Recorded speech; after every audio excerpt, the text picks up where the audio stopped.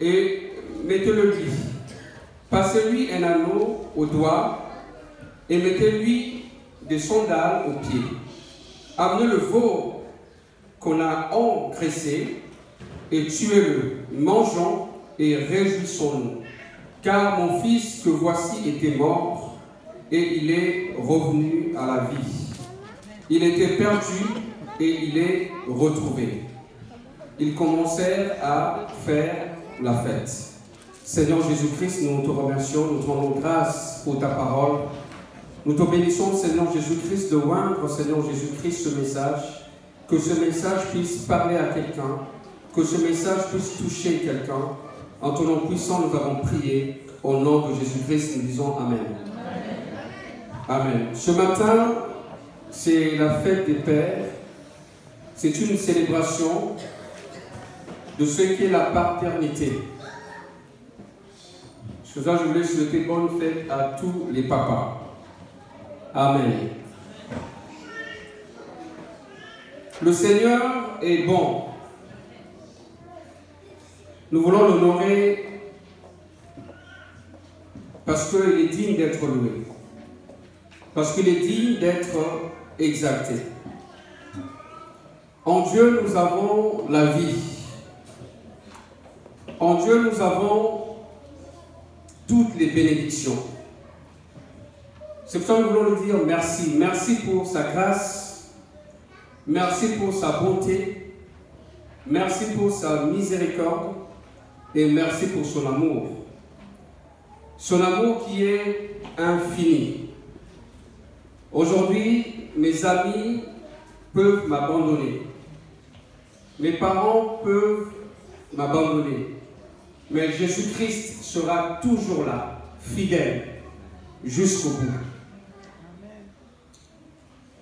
Je prie aujourd'hui que tous les papas soient bénis au nom de Jésus-Christ. C'est une déclaration que je suis en train de faire. Je prie que tous les papas soient restaurés au nom de Jésus-Christ. Que tous les papas soient transformés.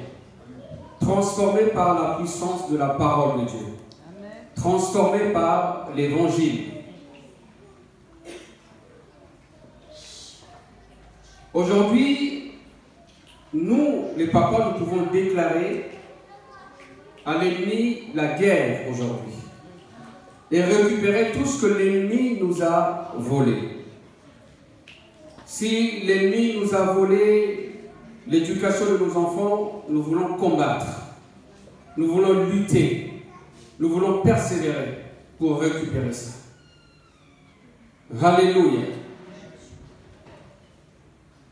Nous voulons encourager tous les papas à persévérer dans leur mission, la mission que Dieu vous a confiée, d'éduquer vos enfants, d'amener la famille de votre famille dans la maison de Dieu. Dans l'Ancien Testament, les pères, on les appelait les patriarches. Un papa, c'est celui qui se lève le matin, qui encourage tout le monde, et tu demandes à toute la famille d'aller dans la maison de Dieu pour adorer Dieu, pour louer Dieu, pour glorifier le nom du Seigneur. Je sais qu'aujourd'hui, nous avons des parents qui ont démissionné. Nous avons des enfants qui sont seuls, orphelins. Mais laissez-moi vous dire aujourd'hui que vous avez un papa qui vous connaît. Un papa qui ne va pas vous abandonner. Et son nom, c'est Jésus-Christ. Alléluia. Il sera toujours là pour vous. Il sera toujours là pour vous protéger, pour vous garder. Dans le contexte du passage que nous venons de lire, le Seigneur Jésus-Christ venait tout juste d'avoir une conversation avec les pharisiens. Les pharisiens qui étaient des docteurs de la loi. Et ils étaient très attachés aux traditions, très attachés aux coutumes. Les pharisiens étaient très en colère contre Jésus-Christ parce qu'il parlait avec des pécheurs, Parce que Jésus-Christ parlait avec des gens de mauvaise vie. Des gens de mauvaise vie qui s'approchaient de lui. Dans Luc, chapitre 15, verset 1, la Bible dit que tous les publicains et les gens de mauvaise vie s'approchaient de Jésus pour l'entendre, pour écouter le maître, le rabbi.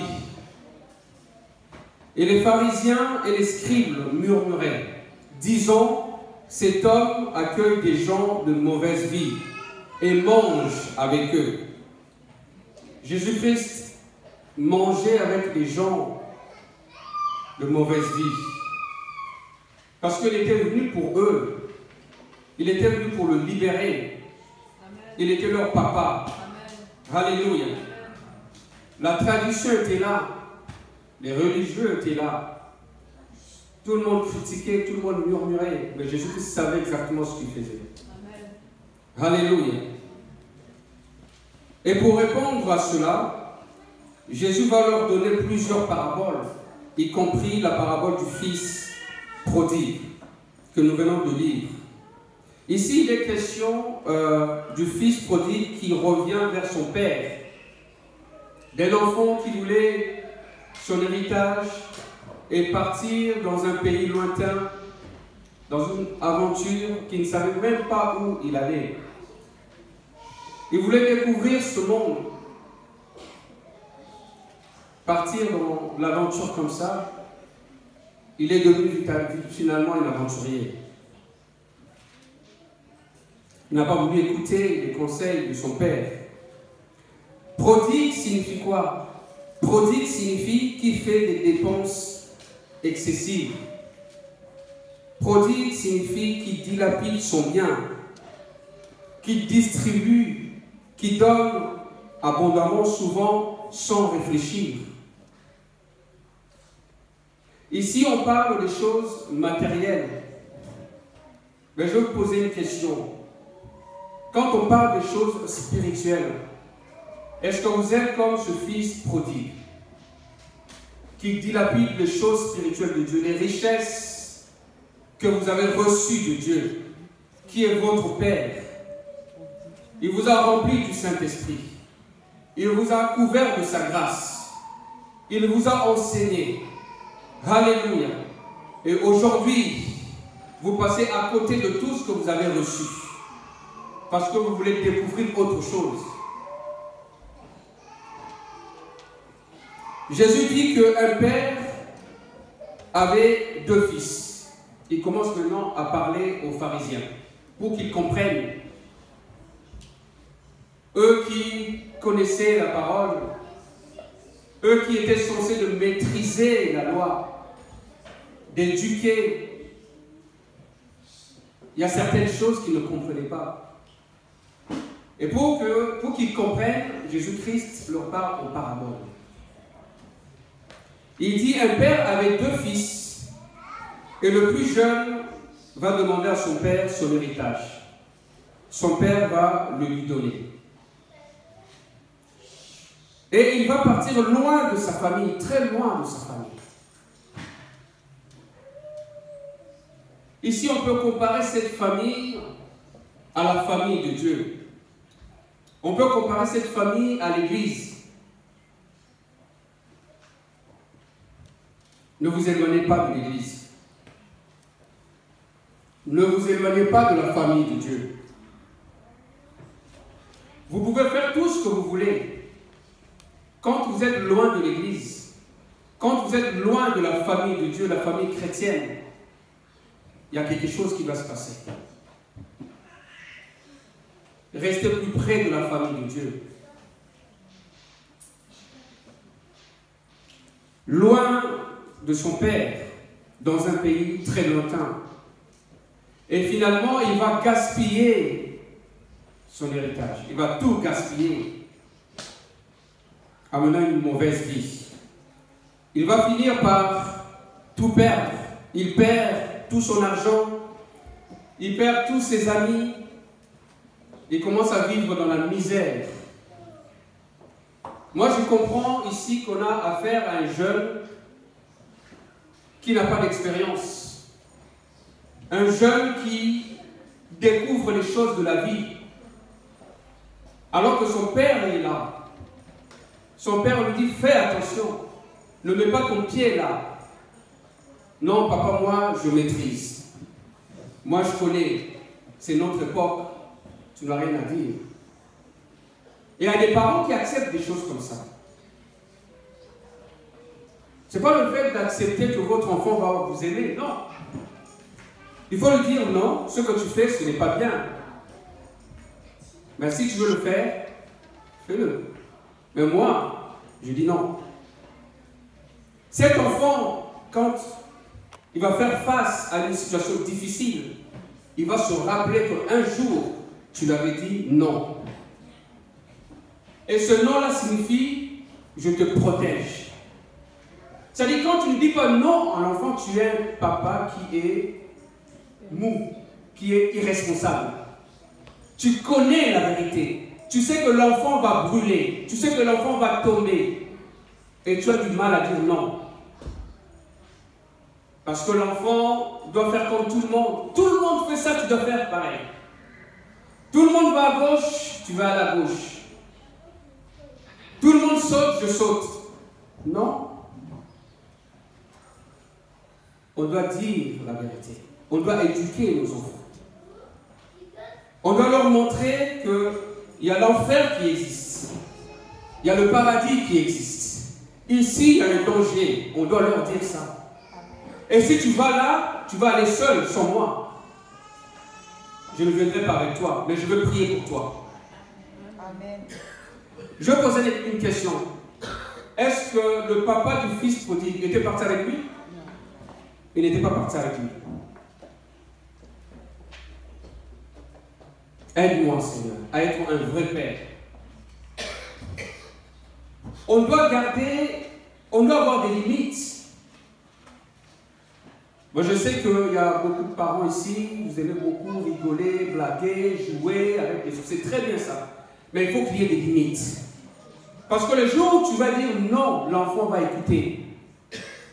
Si tu ne mets pas de limites, quand tu vas dire non, ben, l'enfant va rigoler. Oh, il parle, mais il n'agit pas.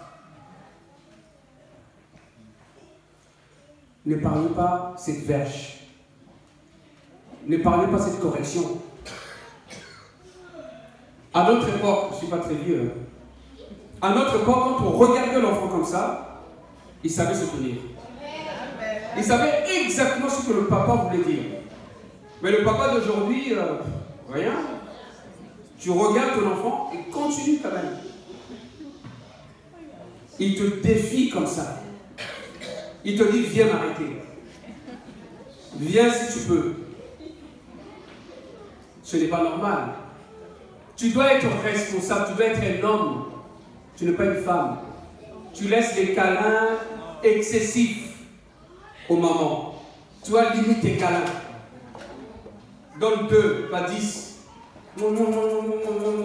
C'est bien, mais donne 2. Et tu réserves une partie pour la correction. Est-ce que quelqu'un peut dire Amen? Est-ce que quelqu'un peut acclamer le Seigneur? Alléluia! Je demandais à mon pasteur Jean-Claude Novaki, je lui ai dit, pasteur, je vous donne l'autorisation et l'autorité d'être mon père. Pas seulement mon pasteur, mais mon père, c'est-à-dire que tu me reprends comme si j'étais mon père biologique. Vous savez, mon père est décédé, il fallait que je trouve un père biologique qui me dire non. Et je lui ai dit, pasteur, appelez-moi Alain. Parce que quand il m'appelle Alain, je me sens vraiment son fils biologique. Quand on est dans le ministère, pasteur Alain, frère Alain, entre nous, il m'appelle Alain. On a besoin d'une autorité au-dessus de nous. Un papa qui nous redresse, qui nous parle. Alléluia. Finalement, il va finir par tout perdre. Il vit maintenant dans la saleté jusqu'à manger avec les pourceaux, dégradé à ce niveau, parce qu'il est parti dans cette aventure. Il finit par se réveiller un jour Voyez-vous, dans la vie, un jour, Dieu viendra réveiller votre conscience. Après les circonstances. Aujourd'hui, je te parle, tu ne m'écoutes pas. Aujourd'hui, je te rappelle ce que la Bible dit, tu ne m'écoutes pas. Tu fais ce que tu veux. Tu dis, pasteur est comme ça, pasteur est très sévère, pasteur est comme ça, pasteur il a tout le temps des principes. Tu veux faire ton église seul. Ça, ce n'est pas mon église. Ça, c'est l'église du Dieu vivant. Ce que je dis ici, ça vient de la Bible. Même moi, je ne peux pas changer ça. Et toi, tu veux changer l'église. Tu veux changer l'église. Tu ne peux pas changer l'église. Les principes bibliques ne changent pas. Aujourd'hui, je te parle. Aujourd'hui, je te dis certaines choses. Mais laissez-moi vous dire, n'attends pas que les circonstances de la vie viennent t'enseigner, comme le fils prodigue. Il a commencé à manger avec des pourceaux. Il est descendu très bas. Très très bas. Mais un jour, Dieu lui a parlé. Comment? Par sa conscience. Ne soyez pas distrait, regardez-moi. Dieu n'a parlé par sa conscience. Vous avez une conscience qui vous parle et qui vous dit que ce que vous faites n'est pas bien.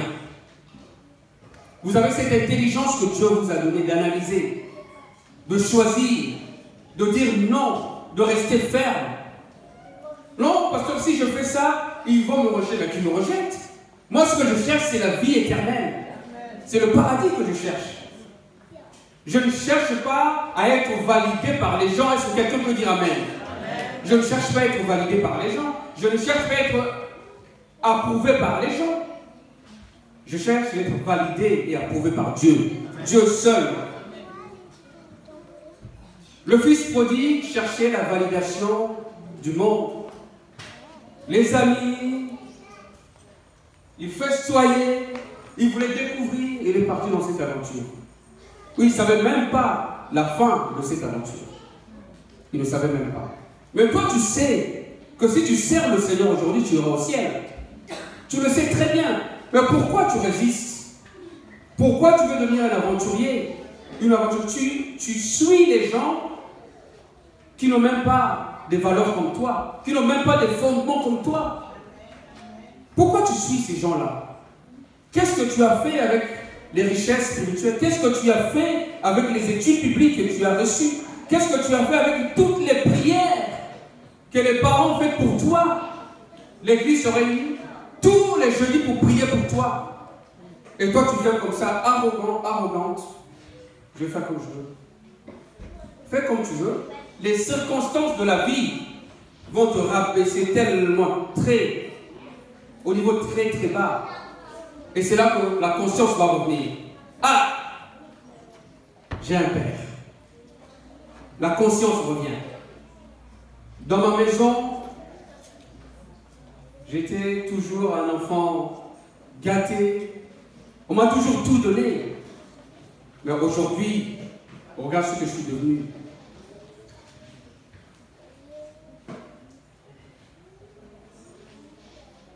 Une fois de retour, sa conscience revient. Ça ne doit pas s'arrêter là. Quand la conscience revient, dites à votre voisin, vous avez un pouvoir. Ce que j'appelle le pouvoir de l'homme, c'est-à-dire de décider.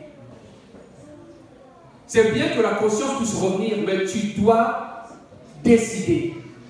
Tu dois décider de revenir à la maison. Tu dois décider de revenir à l'église. Tu dois décider de revenir dans cette famille de Dieu, dans cette famille chrétienne où tu as été nourri, élevé, délivré, délié de tous les liens. La conscience, la décision t'appartiennent. Ne dites pas c'est à cause. Vous accusez qui? Puisque vous connaissez la parole de Dieu, vous accusez qui? C'est pas à cause du grand frère qui est resté. Peut-être que le grand frère ne t'aimait pas, tu en avais assez, tu dis bon, il faut que je parte.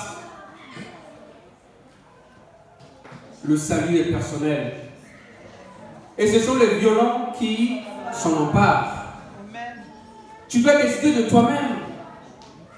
Ne laisse personne décider à ta place. Avant d'épouser un mari ou une femme, tu as décidé, n'est-ce pas? Tu as décidé toi-même d'aimer et de faire un chemin avec cette personne. Personne ne t'a forcé. Regardez les mariages forcés, souvent ça ne marche pas. Les mariages qu'on essaie d'organiser, souvent ça ne marche pas. Tu dois aimer, tu dois décider, tu dois vouloir. C'est exactement avec notre Seigneur. On doit décider. Alors pour conclure, je vais vous parler de 4 points importants. Quand le fils prodigue est revenu, le 4 points importants que vous devez garder dans votre esprit. Le père, il a fait quelque chose de très important quand son fils est revenu. On va relire ce verset, verset 20 à 13, chapitre 15. Et il se leva et alla vers son père. Comme il était encore loin, son père le vit et fut ému de compassion. Ému de compassion. La première chose, c'est ça. Jésus-Christ, il nous aime tellement. Il a la compassion de ses enfants. Il courut se jeter à son cou et le baisa. Et le fils lui dit, mon père, j'ai péché contre le ciel et contre toi. Je ne suis plus digne d'être appelé ton fils. Parce qu'il avait reconnu, il avait compris que ce qu'il avait fait n'était pas bien. Il a dit, je ne suis pas digne d'être appelé ton fils. Le verset 22, mais le père dit à ses serviteurs, apportez vite la plus belle robe. Premier point. Notez ça. La plus belle robe. Un enfant rebelle, un enfant qui est parti dilapider les biens, et il revient, la première chose que son père lui dit, préparez une belle robe, apportez cette robe, et l'en revêtez. Ensuite, mettez-lui un anneau au doigt, une bague au doigt. Tout est symbolique, tout est significatif. Et ensuite, des souliers aux pieds, les chaussures. Amen. Ensuite, enfin, amenez le veau gras. Pas seulement le veau, mais le veau gras. Et tuez-le, mangeons et réjouissons-nous. Cet enfant qui était perdu, qui était mort, presque détruit, est revenu à la vie. On doit se réjouir. La robe représente quoi? La robe représente la couverture. Cette couverture que son père voulait lui offrir. Nous avons besoin de la couverture de notre Dieu. Que Jésus-Christ nous couvre. Alléluia.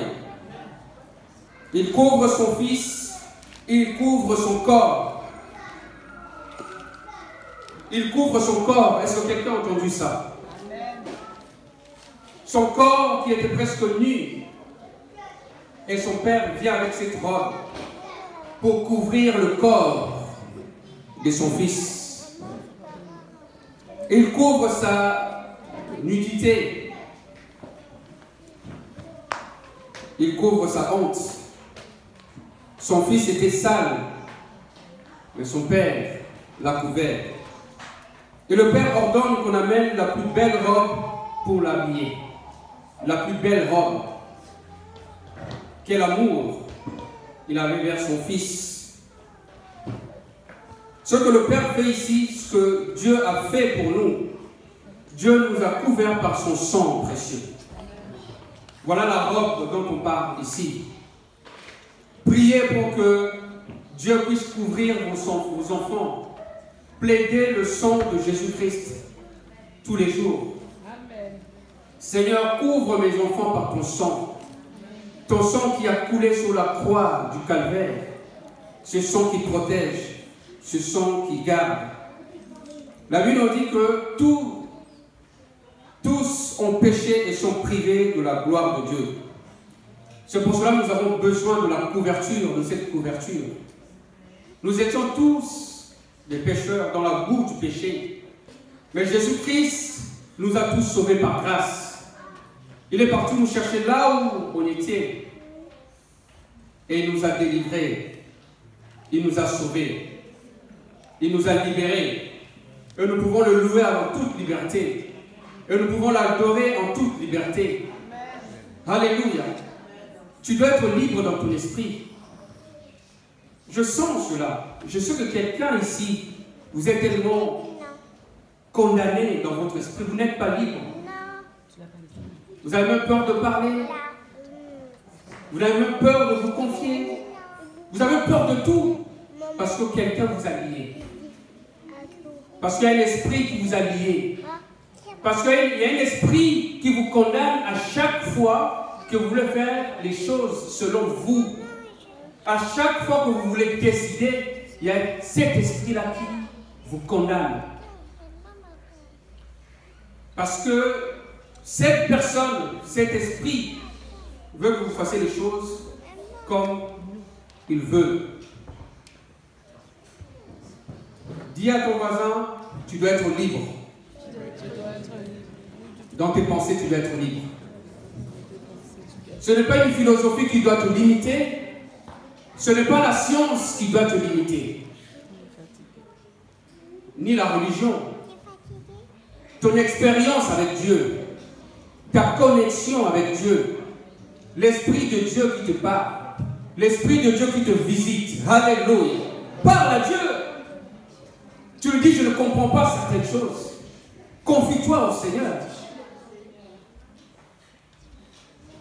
On a vu les guerres des civilisations. Moi, je viens d'un continent où on a eu beaucoup de pays qui sont venus pour nous coloniser, nous imposer certaines choses, la façon de penser, la façon de faire les choses. Mais finalement, on n'a plus d'identité, on ne représente plus rien, on ne sait plus d'où on vient, qui on est, on ne sait plus. Merci Seigneur que je peux être libre aujourd'hui dans mes pensées. On acclame Jésus-Christ. Alléluia. Tu dois être libre. Il n'y a aucune tradition, aucune civilisation qui est au-dessus de l'autre. Tu es toi-même cette civilisation. Toi-même. Tu penses, tu réfléchis, tu demandes, Seigneur, dites-moi qui je suis. C'est comme ça que tu seras respecté. Alléluia. Ta conscience revient. Tu décides que je suis libre. Je retourne dans la maison de mon Père. Alléluia. Alléluia. Alléluia. Je vais aller vite. Mon temps est terminé. L'anneau représente quoi? L'anneau représente cette bague, cette alliance, le sceau. Notre identité. Alléluia. Cet anneau représente aussi la reconnaissance du Père qui reconnaît son Fils. Cet anneau représente cette identité du Fils prodigue, reconnu par son Père. Votre identité, il ne faut pas la perdre. Vous êtes chrétien. Vous êtes chrétienne. Vous avez cette alliance. Alléluia. Vous avez ce lien fort, l'expérience que vous avez eue avec Jésus-Christ. Vous devez garder cette identité. Alléluia. Les souliers, les chaussures, c'est la troisième chose que le Père donne à son Fils. Ce sont les souliers que représentent les chaussures. Le Père, le zèle, l'onction. Seigneur, aide-moi Cela représente aussi la direction que le père donne à son enfant. C'est très important de savoir cela. Donner la direction à ses enfants. Donner une orientation à ses enfants. Il ne faut pas lui dire tout le temps fais comme tu veux. Va où tu voudras. Tu dois orienter ton enfant.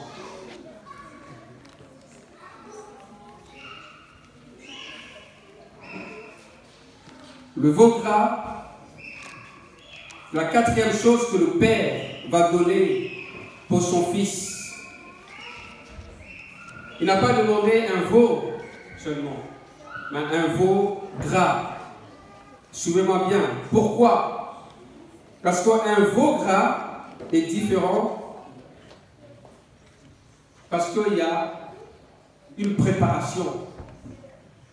Il y a une préparation volontaire de nourrir ce veau. Ce n'est pas un animal qui a grandi comme ça, mais on l'a préparé. On l'a engraissé, on l'a nourri. Et c'est ce que le Père a choisi. C'est un symbole qui est fort. Dis à votre voisin, investis. Voilà. Il faut investir. Amen. Vous devez investir avec vos enfants, les préparer. C'est aujourd'hui qu'il faut préparer vos enfants spirituellement. Pour que demain, tu puisses devenir grand. Alléluia. Et ces enfants-là vous seront reconnaissants. Au nom de Jésus-Christ. Voilà la protection qu'un père peut donner à son enfant. Quand on sort de cette zone, on est complètement perdu. On ne sait plus où on va. Seigneur, aide nos enfants. Quand je vous regarde, les jeunes qui sont là, vous devez faire très attention. Parce qu'à un certain moment, vous pensez connaître plus que nous. Mais finalement, nous, on vous parle parce qu'il y a certains endroits où nous avions trébuché. Et on vous dit, faites très attention. Vous êtes peut-être sages à vos propres yeux. Mais devant Dieu, vous êtes des insensés. Vous ne comprenez pas tout. Prenez le temps d'écouter ce que vos parents disent. Qu'est-ce que Dieu a fait pour nous? Dieu nous a couverts avec une robe. Il a versé son sang pour nous. Et nous sommes couverts en nous levant tous ensemble. Il a mis un anneau à notre doigt. C'est-à-dire, il nous a donné une identité. Il a mis des souliers à nos pieds. Il nous a donné une direction. Il a investi sur nos vies. Et il nous a donné une destinée. Alléluia. Maintenant, les questions sont celles-ci. Est-ce que vos enfants sont couverts par le sang de Jésus-Christ? Est-ce que vous leur donnez une couverture spirituelle? Est-ce que vos enfants ont une identité? Les avez-vous aidés à connaître et à recevoir leur identité? Est-ce que vous leur donnez une direction précise à suivre? Est-ce que vous investissez sur leur vie, leur futur? Est-ce que vous prenez le temps de parler avec vos enfants? Est-ce que vous prenez le temps de discuter avec eux, de les écouter? Alléluia. En fermant nos yeux, rentrez au-dedans de vous-même et pensez.